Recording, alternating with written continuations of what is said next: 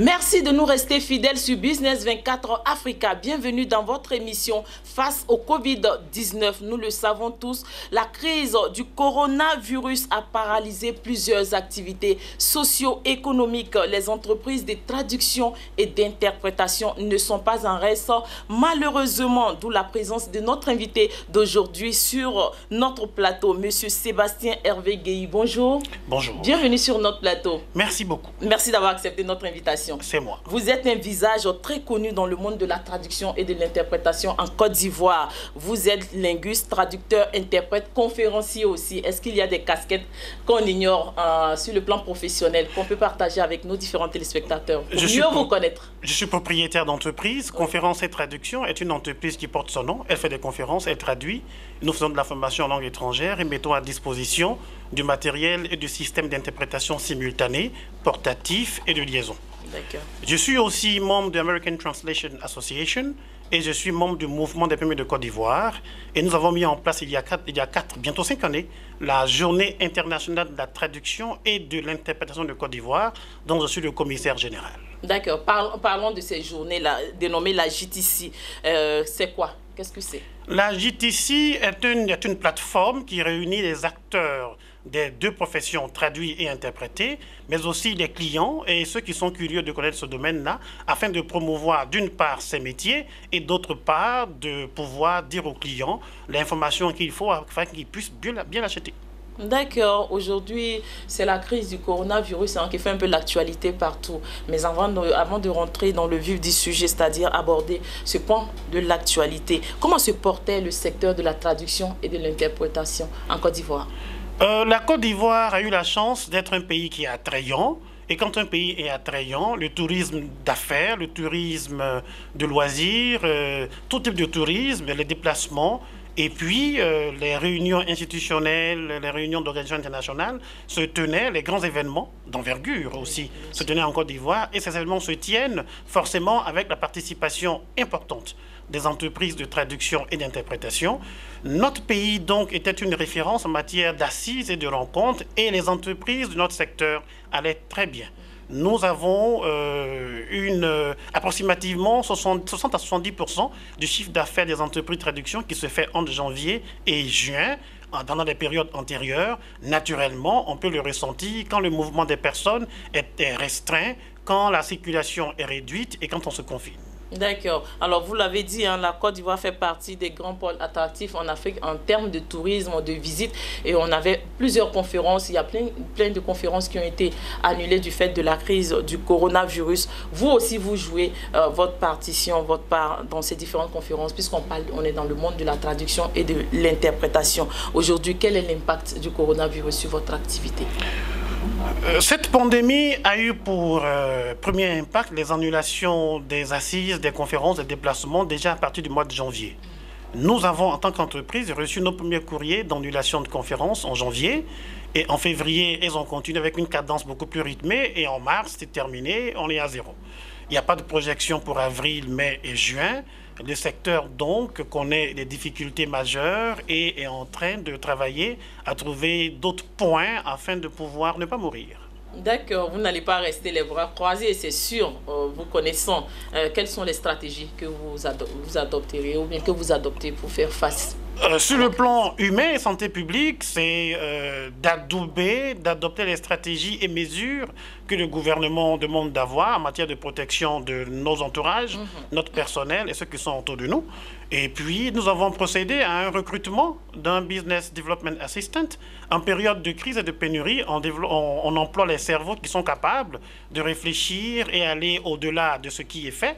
Et puis, nous avons pensé à une numérisation, une digitalisation à outrance et en profondeur dans ce cadre de mutation profonde dans lequel nous sommes. Et puis, nous avons pensé aussi au VRI, à la solution d'interprétation à distance ou télé, pour que nous puissions avoir d'autres opportunités à explorer. Et enfin, nous avons pensé à la réduction du gap numérique au niveau donc du personnel au cas où la forte numérisation et digitalisation devait être l'une des clés pour qu'on puisse travailler sur cette nouvelle donne qui nous est adressée. D'accord. Est-ce qu'on peut s'élargir un peu sur votre secteur d'activité? Au niveau de notre secteur, ici, la Côte d'Ivoire a une palette de 50 agences de traduction et le chiffre est approximatif, un peu plus ou un peu moins, et qui emploie en moyenne 5 personnes. Donc, nous avons environ un peu plus de 500 personnes que ce secteur emploie en permanence, sans oublier les traducteurs, interprètes qui sont indépendants, sans oublier nos fournisseurs de tous ordres. Donc, on voit déjà les effets collatéraux de la crise. Les effets sont immenses parce que ceux qui sont nos fournisseurs ne nous ont plus comme clients, les indépendants ne nous ont pas comme fournisseurs et les difficultés qui sont les nôtres font que le secteur connaît une difficulté, des défis, mais aussi des ralentissements majeurs pour ce que nous concerne. Ouais, malheureusement. Malheureusement. Alors, l'État a décidé d'apporter son aide au secteur privé. Quelles sont vos attentes? Parce que vous en faites partie. Mais je voudrais m'appesantir sur, d'une part, les opportunités qu'il y a dans notre secteur avant de venir aux mesures. Il y a des opportunités qui s'ouvrent parce que lorsque le secteur est face à une telle pandémie, il y a les restrictions de mouvement qui se font, mais en même temps, il y a des possibilités qu'après la crise, il y ait une forte demande en communication, en assises, en rencontres. Donc, il s'agira donc pour nous de penser que tout n'est pas perdu. Il faut donc immédiatement se réinventer, transformer profondément notre secteur. Nous voulons dire merci à l'État de Côte d'Ivoire qui a voulu venir au secours du secteur privé en général. Et comme notre secteur n'est pas le plus connu, il est bon que cette tribune soit faite pour qu'on puisse lever le coin de voile sur les difficultés qui nous sont particulières. Les chiffres d'affaires sont à zéro, pour ce qui nous concerne. Les chiffres d'affaires sont à zéro.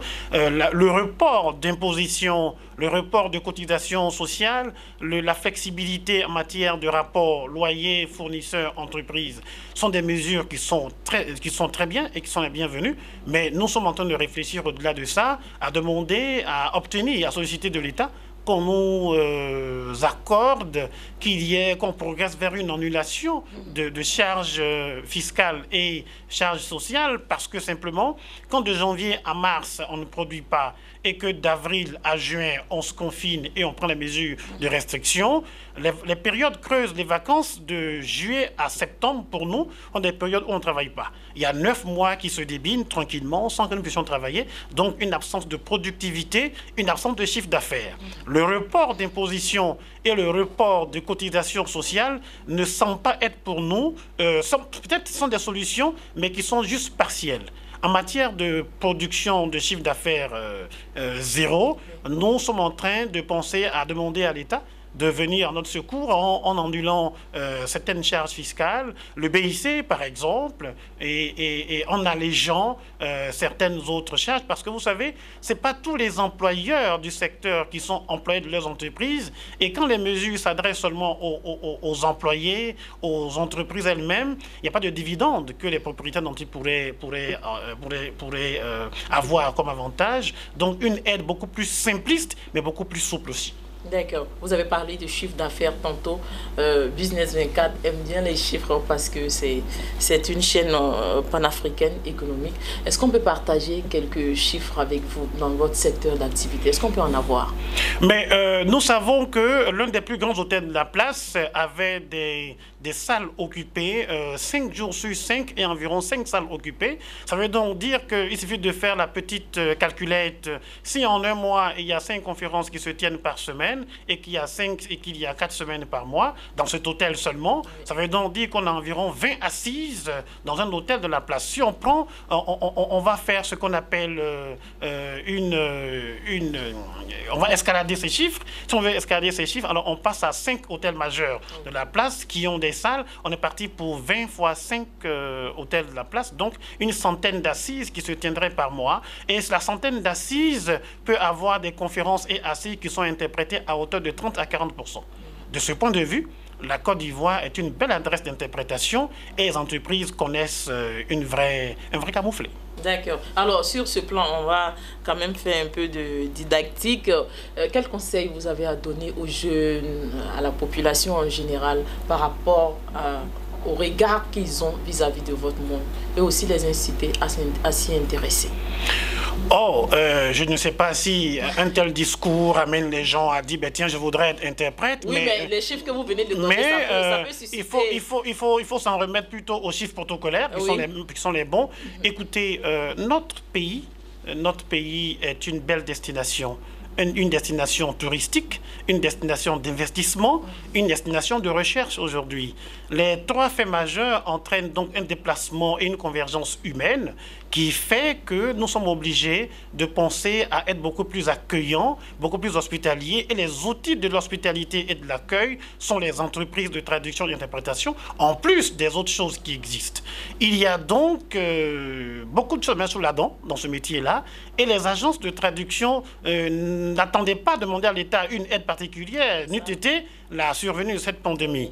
Donc, il faudrait peut-être encourager les jeunes à aller vers ce secteur où il y a beaucoup de métiers. Je voudrais dévoiler ceci. Dans le domaine de la traduction et l'interprétation, il y a des procès-verbalistes, il y a des linguistes, il y a des correcteurs, il y a des éditeurs, il y a des gens qui sont experts en sous-titrage, il y a de l'adaptation, il y a de la localisation, il y a de la transcréation, il y a un paquet énorme de métiers, mais il y en a qui sont méconnus totalement. Les techniciens de son. Le système d'interprétation simultanée est un système technique qui a besoin d'un ingénieur ou d'un technicien qui sait utiliser le son qui est relatif à la voix. Aussi les productions cinématographiques. Et tout cela, et aujourd'hui, il y a beaucoup d'entreprises qui viennent en Côte d'Ivoire pour des documentaires, pour des films, d'autres hubs de filmographie sont là, et en matière d'affaires, en matière de PME, mais aussi pour le cinéma de loisirs. Il est donc temps de se former à la culture linguistique et notre entreprise est une adresse pour se former en langue étrangère. Nous en faisons une palette de 30 localement et nous avons des relations avec l'extérieur qui font que nous montons à 60 langues. Nous sommes donc une bonne adresse pour pouvoir se former en matière de langue étrangère, des langues qui sont connues, mais celles qui sont beaucoup plus rares aussi. Donc c'est le moment de se former. Nous allons mettre votre adresse au bas de l'écran pour que ceux qui sont intéressés, et je sais qu'il y aura beaucoup, pour qu'ils puissent rentrer en contact avec vous. J'espère que vous le mettrez en gras. Oui, et profiter, bien sûr, et profiter de l'opportunité aussi d'insertion qu'offre ce métier de traduction et d'interprétation. Est-ce que vous avez un autre message à faire passer, que vous voulez faire passer à la population? Je voudrais dire d'une part à nos clients et à nos prospects, je voudrais leur dire que nous sommes là. Que nous sommes là et que la psychose, l'anxiété qui sont légitimes et justifiées, qui font que certaines entreprises réduisent, se restreignent et ferment, c'est normal, certes, mais nous sommes là pour continuer de les servir et de rendre productives leurs entreprises. Nous sommes un maillon essentiel de développement d'entreprises. Nous ne pouvons pas fermer pour la simple raison que dans ce contexte d'une grave pénurie et de cette conjoncture, les entreprises ont besoin d'aller plus loin et se donner beaucoup plus de niaque, comme on voudrait dire.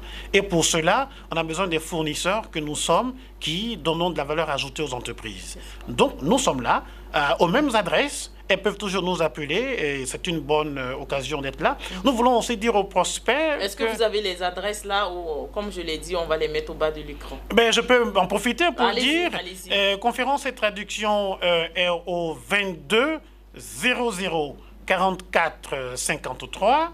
Nous avons aussi le 22 00 09 72 et nous sommes au 07 54 98 69 qui est un numéro voix et WhatsApp auquel on peut nous joindre pour les traductions certifiées, pour les traductions libres, pour la transcréation, pour la localisation, pour la formation en langue étrangère en présentiel ou en ligne, pour l'interprétation en ligne désormais et en présentiel, bien sûr, en respectant les mesures de restriction qui vont avec. Et puis, nous sommes là aussi pour les conseils linguistiques. Les conseils linguistiques, c'est la lecture, la compréhension du texte à des fins immédiates. Notre entreprise est toujours là aussi dans le cadre du PCO, l'organisation d'événements mineurs, dans le cadre où nous sommes aujourd'hui, et dans le conseil aux entreprises pour qu'elles puissent se développer du point de vue de la linguistique. Nous sommes donc disponibles auprès de nos clients, nos prospects, d'une part. Mais nous voulons aussi passer le message auprès des populations, pour la pandémie oblige, afin que la population puisse s'en remettre strictement, mais rigoureusement aux mesures qui nous permettent d'être en vie, ces mesures barrières que sont toussées dans un mouchoir ou dans le coude, dans l'intérieur du coude, ces mesures de port de masque en milieu ciel ouvert et désormais en véhicule sur la base des différents arrêtés et des documents officiels qui sont publiés, et aussi les mesures de distanciation sociale qui semblent être le salut provisoire qui pourrait nous épargner cette maladie, et puis pour d'autres éviter les mouvements et sorties inutiles afin de ne pas contaminer les autres ou se faire contaminer. Nous voulons donc prier les uns et les autres à faire preuve de discipline, par rapport à tout ce qu'on pour soi-même, et puis encourager les personnes qui réduisent leur mouvement à se dire que c'est la bonne période pour faire les formations, puisque les occupations se réduisent. Et quand je fais le point, environ 80% de ceux qui viennent nous voir disent « Je voudrais me former en anglais, en français, en portugais, en ci et en ça, mais j'ai pas le temps. » Et si Corona était une opportunité aussi, et pas que le malheur dans la vie, nous sommes là. D'accord. Message bien reçu. Je pense que vous avez tout dit. Est-ce que vous avez oublié quelque chose? Il y a quelque chose que vous voulez ajouter encore? Je voudrais remercier Business 24. Merci. C'est une sympathique chaîne. Merci. On est désormais des amis. On va en profiter au maximum, en user, en abuser. Et peut-être... ça sera toujours avec plaisir. Peut-être aussi... Parce que c'est utile ce que vous dites. Merci beaucoup. Oui, c'est utile ce que vous dites. Allez-y, je vous ai coupé la parole. Vous savez, je ne suis pas très intelligent. Je pense que j'ai oublié. Mais bon, je voudrais quand même dire merci à Business 24, comme j'ai dit tout à l'heure. Et puis féliciter le personnel qui est là, à Conseil de Traduction, qui travaille, qui évite les balles réelles ou irréelles du coronavirus et qui sont là. Dis bravo aux entreprises qui travaillent, qui produisent des masques, qui font du gel, et puis demander aux uns aux autres de faire tout. Et voilà, merci beaucoup. Merci beaucoup, Monsieur Sébastien Hervé Gueye. Vous êtes interprète, linguiste, traducteur, conférencier, président de la JTC. Est-ce que commissaire général de la JTC. Commissaire général de la JTC. Est-ce que vous pouvez rappeler la JTC? La JTC, c'est la Journée internationale de la traduction et de l'interprétation de Côte d'Ivoire. En tout cas, merci d'avoir accepté notre invitation. Merci d'être venu sur notre plateau. Ça a été un réel plaisir, ce moment de partage avec vous. Merci à vous, chers téléspectateurs, d'avoir suivi cette émission face au Covid-19. Nous parlions aujourd'hui de l'impact de la crise du coronavirus sur le monde de la traduction et de l'interprétation. Nous étions en compagnie de Monsieur Sébastien Hervé Gueye. Merci à vous de nous avoir suivis. À bientôt pour une nouvelle émission de Face au Covid-19. Bonsoir.